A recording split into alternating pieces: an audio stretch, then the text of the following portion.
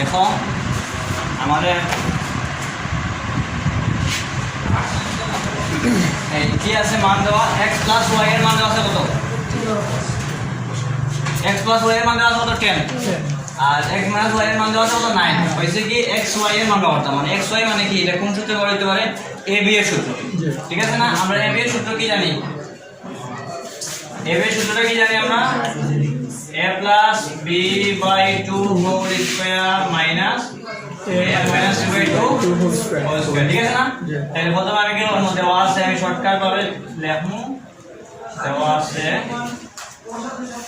x plus y সমান 10 আর x minus y সমান কি 9 দেওয়া আছে। ঠিক আছে?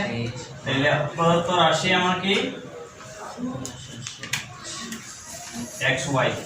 তাহলে আমি সূত্রটা বসাইমু। তাহলে এখন xy মানে x হইছে কি a আর y হইছে কি b।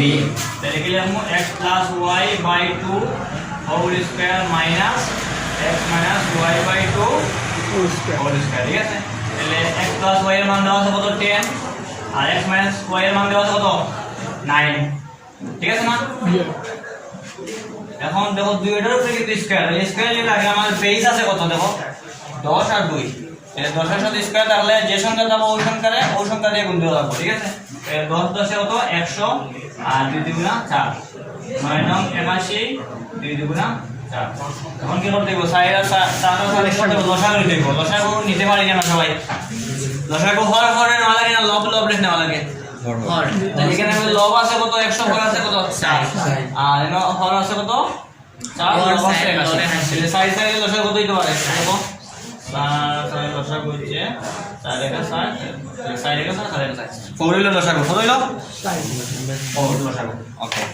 এই লসাগুতে কি করতে হয়? হরে ভাগ দেওয়া লাগে। তাহলে সাইডে যদি আমরা সাইডে ভাগ দিতে কত 1 থাকে লব লবে থাকবো 100 100। ঠিক আছে? 100 সাইডে থাকলে 1 থাকে 1 81 81।